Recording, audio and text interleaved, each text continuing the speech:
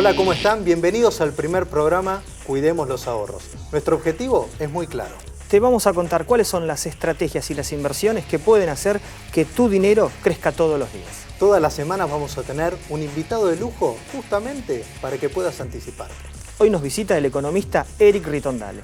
Al final te vamos a contar la inversión del momento para que puedas ganar mucho dinero. Si querés contactarte con nosotros, nuestras vías de comunicación pueden ser Twitter, Facebook o escribinos por mail. Quédate ahí, tenemos mucho para vos.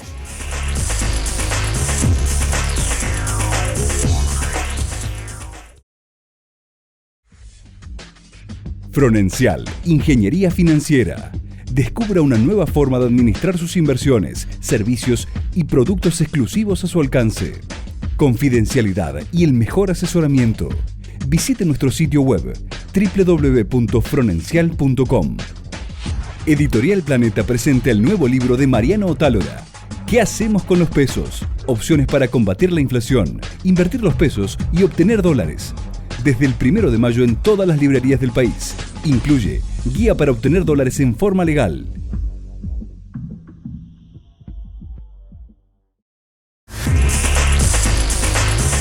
Hoy nos acompaña el economista Eric Ritondale. Eric es especialista en mercados macroeconómicos y en inversiones financieras. Eric, gracias por acompañarnos. Gracias a ustedes por la invitación. Hola Eric, bueno, tenemos acá varias preguntas para hacerte. Siempre he pensado también para el inversor final, que está siempre pensando qué va a pasar, si abre otro local, si pone un negocio, en qué invierte su dinero. ¿Cómo ves el tema de la inflación? ¿Cuáles son las perspectivas para este año?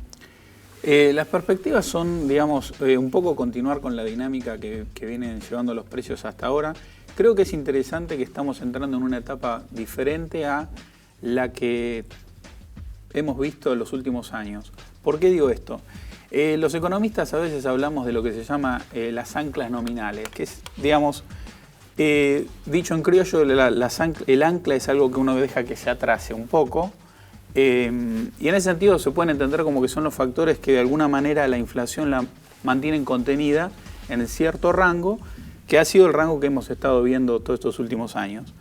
En ese sentido, los factores que han estado estableciendo que la inflación se mantenga en ese rango han empezado a cambiar, han empezado a mutar, y eso es bastante interesante.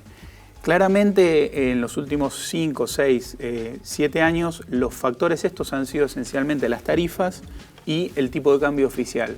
Esos dos factores son los que han mantenido la inflación a raya o en el entorno en el cual nosotros la hemos estado viendo.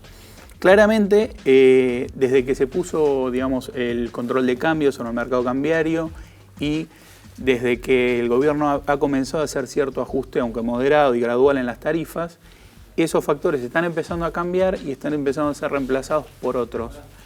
Y en este sentido me parece que hay que empezar a prestar atención bastante más que antes a lo que van a ser los aumentos salariales, que antes, si se quiere, no tenían un rol tan importante a la hora de determinar el rango en el cual iba a estar la inflación, y hoy me parece que están empezando a tener un poquito de rol más importante en ese sentido.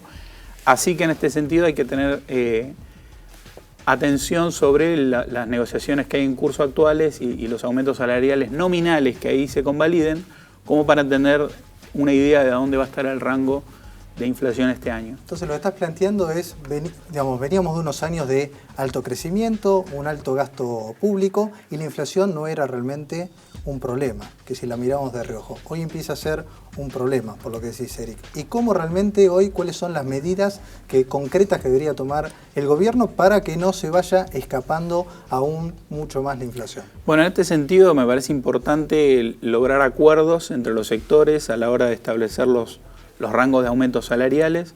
Me parece que en ese sentido, y era un poco lo que hablamos antes, empieza a ser cada vez más importante. Esto en un entorno en el cual da la sensación, y se está viendo en los últimos meses, la tasa a la cual se deprecia o sube el tipo de cambio oficial, que siempre viene siendo muy lento y va a seguir siendo gradual, se está empezando a acelerar un poco. O sea, ese es uno de los factores. Y el otro en este sentido también está siendo, digamos, de alguna manera el déficit fiscal o los desequilibrios en las cuentas públicas, porque desde hace años vienen de alguna manera determinando cuánto es la emisión monetaria que hay que emitir, que hay que convalidar para financiar el déficit, y obviamente eso tiende a generar un efecto de retroalimentación sobre los precios. Y en ese sentido, digamos, hay que empezar a prestar atención también a los déficits de las cuentas públicas que han estado aumentando en los últimos años.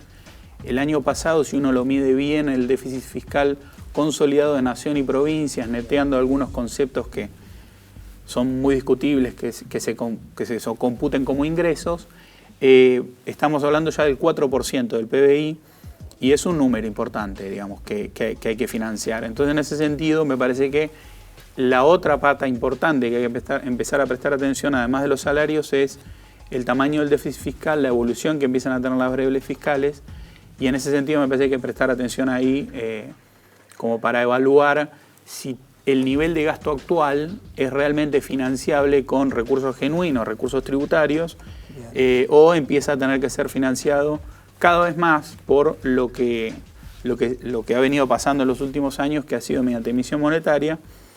Hay que tener en cuenta que el nivel de recaudación tributaria hoy es récord, estamos en récord histórico como porcentaje del PBI, y en ese sentido da la sensación de que la estructura tributaria no da como para aumentar mucho más la recaudación, como que se está llegando a un límite en ese sentido, y por ende, digamos, el nivel de gasto empieza a ser importante, y en ese sentido hay que evaluar y hay que empezar a hilar muy fino con el gasto y con el tamaño del gasto, y eventualmente empezar a establecer prioridades en ese sentido. Entonces, Eric, vos no estás viendo realmente que la inflación pueda realmente escaparse este año, si no va a estar en los mismos valores. Eso para ir redondeando. Sí. Y anda pensando también en la próxima pregunta, porque lo que le preocupa hoy a la gente es el tema del cepo cambiario. Si va a continuar, no va a continuar. ¿Cómo ves la inflación ahora para este año finalmente? ¿Y cuáles son las perspectivas del dólar oficial y la brecha con el dólar paralelo?